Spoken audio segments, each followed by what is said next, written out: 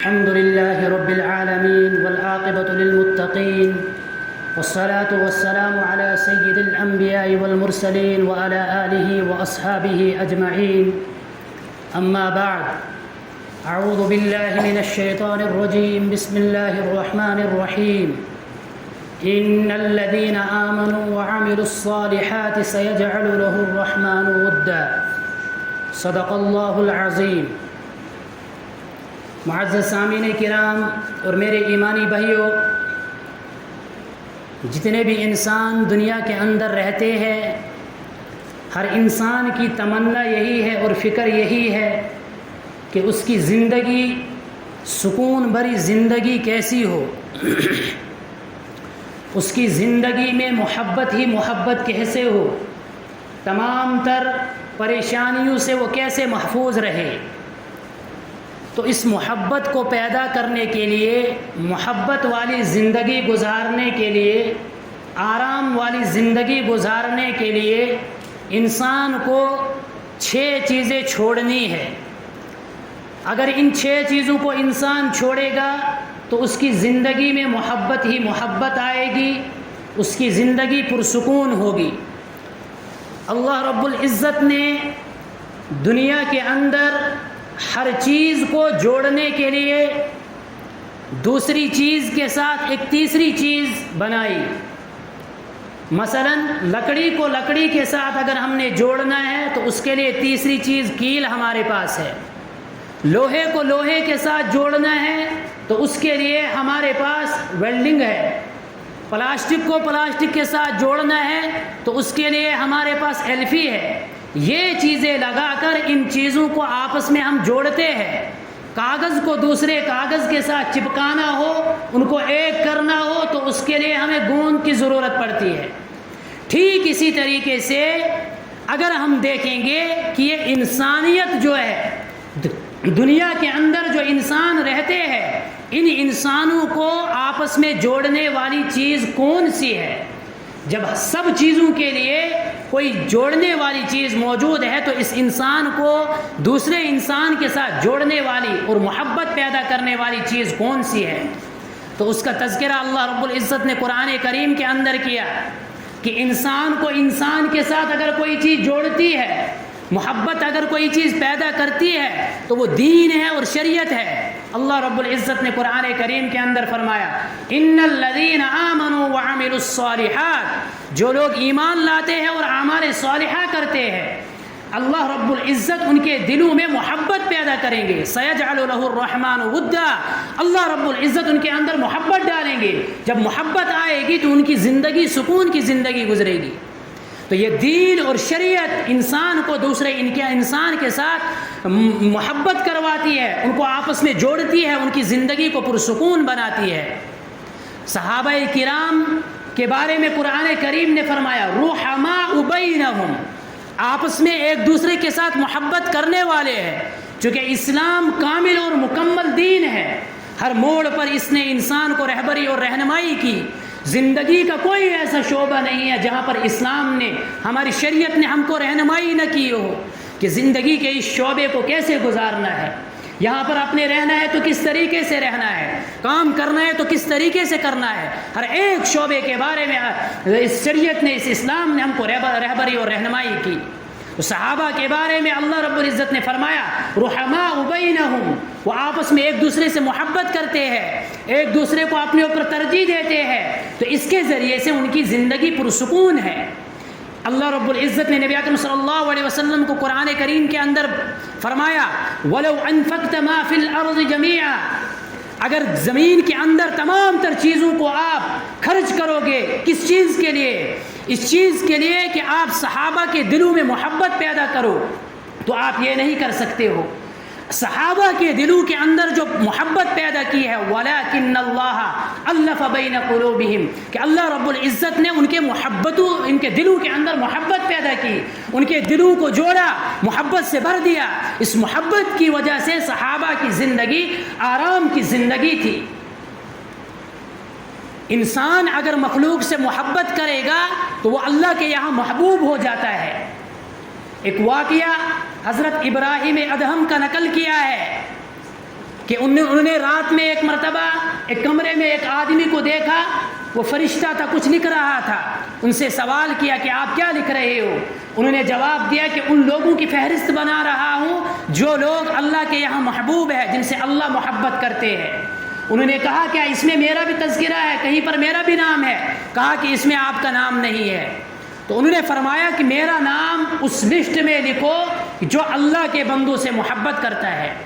پھر دوسری مرتبہ انہوں نے خواب دیکھا، دوسری مرتبہ بھی ایسا واقعہ پیش آیا، تو اس مرتبہ اس نے فرشتے سے کہا کہ میرا نام دیکھو اس میں ہے یا نہیں. تو کہا آپ کا نام سر فہرست ہے. جو اللہ کی مخلوق سے محبت کرتا ہے اللہ اس سے محبت کرتا ہے، کہ اس مخلوق پر جو رحم کرتا ہے اللہ اس پر رحم کرتا ہے، جو اس پر رحم نہیں کرتا ہے اللہ اس پر رحم نہیں کرتا ہے. تو دین اسلام نے ہمیں سبق اور درس یہی دیا ہے کہ اپنے اوپر دوسرے کو ترجیح دو، دوسروں کے ساتھ محبت کرو، تمہاری زندگی پرسکون بنے گی. اگر تم اپنی زندگی کو پرسکون بنانا چاہتے ہو تو 6 کام تمہیں لازمی کرنے ہیں. ان 6 کاموں میں سے سب سے پہلا کام جو ہے وہ یہ ہے وَلَا تَكُن مِّنَ الْغَافِلِينَ.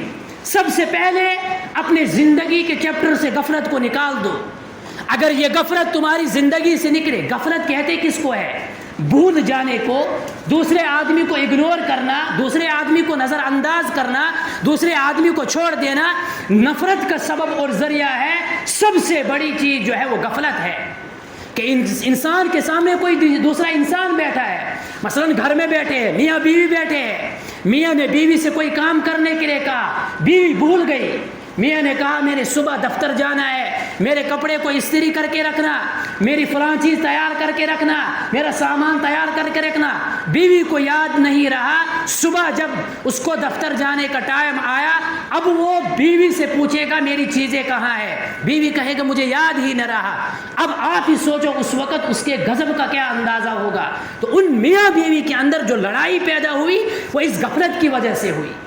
اسی طریقے سے زندگی کے ہر شعبے سے آپ دیکھو، مثلا طالب علم ہے، طالب علم کو استاد نے کہا سبق یاد کر کے لانا، اس نے غفلت برتی، اس نے دھیان نہیں دیا. استاد نے پڑھایا کہ اس چیز کو یہ کہتے ہیں، اس کو یہ کہتے ہیں، اس کا مطلب یہ ہے، یہ چیز ایسی ہے، یہ ایسی ہے، لیکن اس طالب علم نے دھیان نہیں دیا. اس نے ادھر سوچا بھی نہیں، اس کو سمجھا بھی نہیں، ادھر کی طرف اس نے دھیان نہیں دیا بلکہ غافل بن کر رہا. تو دوسرے دن جب وہ استاد کے سامنے پڑھنے آئے گا تو استاد جب اس سے پوچھے گا تو وہ کہے گا مجھے یاد نہیں ہے، مجھے سمجھ نہیں آیا، مجھے یہ نہیں ہوا. اس وقت استاد اس سے غصہ ہوگا، اور غصے ہونے کی جو وجہ ہے وہ یہی ہے کہ اس نے غفلت برتی ہے. زندگی کے ہر شعبے میں آپ دیکھو، جہاں پر بھی کسی بڑے سے بڑے ادارے میں، کسی بڑی سی بڑی فیکٹری میں انسان اگر کام کرتا ہے، کام میں اگر وہ غفلت کرتا ہے تو یہ غفلت اس کو وہاں سے باہر پھینک دے گی. اسی طریقے سے انسان جہاں پر بھی رہتا ہے، جس شعبے سے بھی تعلق رکھتا ہے، اگر اس کے اندر غفلت ہے تو یہ غفلت اس کو چین کی زندگی گزارنے نہیں دے گی. وہ چاہتا ہے سکون کی زندگی گزارنا، لیکن وہ سکون تلاش کرتا ہے پیسے میں، وہ سکون تلاش کرتا ہے دنیاوی چیزوں میں، لیکن وہاں پر اس کو یہ سکون نہیں ملے گا. سکون اگر ملے گا تو اس کے لیے سب سے پہلی چیز کرنی ہے کہ غافل نہیں رہنا ہے. اللہ رب العزت نے قرآن کریم کے اندر فرمایا وَلَا تُطِعْ مَنْ أَغْفَلْنَا قَلْبَهُ عَنْ ذِكْرِنَا، کہ جن لوگوں کے قلوب کو ہم نے اپنے ذکر سے غافل کر دیا ان لوگوں کی اطاعت مت کرو. یعنی جو لوگ ہمارے ذکر سے غافل ہے، جو لوگ ہم کو بھول چکے ہیں، ان کو کوئی پرواہ ہی نہیں ہے. دنیا میں آئے ہیں، وہ سوچتے ہیں کہ دنیا میں آئے ہیں یہیں پر رہنا ہے، یہاں سے ہم نے جانا ہی نہیں ہے. بس غافل بن کر زندگی گزار رہے ہیں، کھا رہے ہیں، پی رہے ہیں، سو رہے ہیں، اٹھ رہے ہیں، شادی کر رہے ہیں، زندگی بسر کر رہے ہیں، لیکن مقصد زندگی ان کو پتہ ہی نہیں ہے. کھا رہے ہیں کیوں کھا رہے ہیں؟ پیٹ بھرنے کے لیے کھا رہے ہیں. سو رہے ہیں کیوں سو رہے ہیں؟ آرام ہم کو ملے تبھی سو رہے ہیں. ان کو زندگی کے اندر کوئی علم ہی نہیں ہے کہ ہم نے اس زندگی کو گزارنا ہے تو کیوں گزارنا ہے. ہماری زندگی ہم کو جو دی گئی ہے یہ اللہ کی ملکیت ہے، تو غیر کی ملکیت میں تصرف جو کیا جاتا ہے وہ اس کی اجازت سے کیا جاتا ہے. تو جن چیزوں کا ہمیں رب نے حکم دیا ہے ان چیزوں کو اپنی زندگی میں لانا ہے، اس کا کوئی علم ہی نہیں ہے.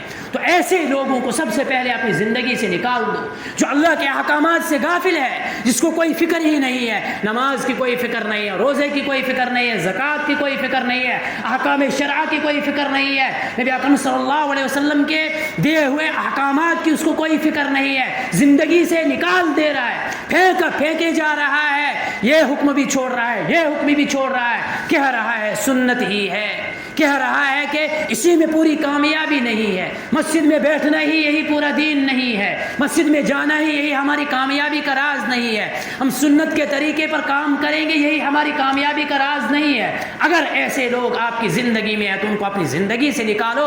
اگر آپ ایسی زندگی گزارنا چاہتے ہو کہ جس میں پریشانی نہ ہو، جس میں غم نہ ہو، جس میں دکھ نہ ہو، تو ایسے لوگوں کو سب سے پہلے اپنی زندگی سے نکالو، کیونکہ قرآن کریم کا حکم ہے وَلَا تَكُن مِّنَ الْغَافِلِينَ، غافلین میں سے مت ہو۔ اللہ کو یہ غفلت بہت ناپسند ہے، اللہ اس غافل آدمی کو بہت ناپسند کرتے ہیں کہ انسان دیکھو دنیا کی محبت، شیطانی محبت، نفسانی محبت جو ہوتی ہے، اس میں اور اللہ کی محبت میں بڑا فرق ہے۔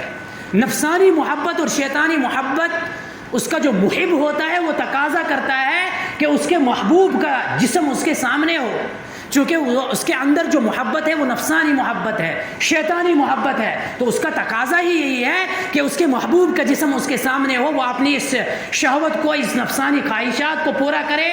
لیکن اللہ رب العزت کے ساتھ جو محبت کی جاتی ہے، یا اللہ جو اپنے بندے کے ساتھ محبت کرتا ہے، اس کی شان ہی کچھ عجیب ہے، نرالی شان ہے۔ اللہ رب العزت بندوں سے کہتے ہیں اے میرے بندے، مجھے تیرے جسم کی ضرورت نہیں ہے، تو مسجد میں رہ، تو بازار میں رہ، تو اپنے کاروبار میں رہ، کہیں پر بھی رہتا ہے، بس تیرا دل میرے پاس ہونا چاہیے، تیرے دل کے اندر میری یاد ہونی چاہیے، تیرا دل ہمیشہ میری یاد میں تڑپتا ہو، تیرا دل ہمیشہ میری یاد میں لگا رہتا ہو، مجھے یہ چیز ضروری ہے۔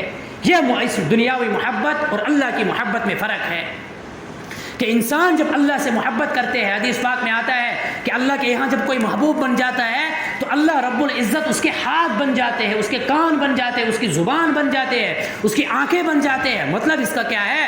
مطلب اس کا یہ ہے کہ پھر وہ انسان کوئی ایسا کام کرتا ہی نہیں ہے جو اللہ کی ناراضگی کا سبب اور ذریعہ بنے۔ جب اللہ اس کا ہاتھ بنے تو ہاتھوں سے ایسے کاموں کو وہ انجام دیتا ہے جو کام اللہ کی رضا کا ذریعہ اور سبب بنے، آنکھوں سے ایسے کام کرے گا جو اللہ کے قرب کا ذریعہ اور سبب بنے گا۔ تو یہ اللہ کا یہ دل جو ہے اللہ کی یاد میں ہمیشہ مستغرق ہونا چاہیے، اللہ کی یاد میں ہمیشہ رہنا چاہیے، یہی محبت کا تقاضا ہے۔ تو دنیاوی زندگی پرسکون بنانے کے لیے سب سے پہلا کام جو ہے وہ اس زندگی سے غفلت کو نکال دینا ہے۔ غفلت کو اگر ہم نکالیں گے پھر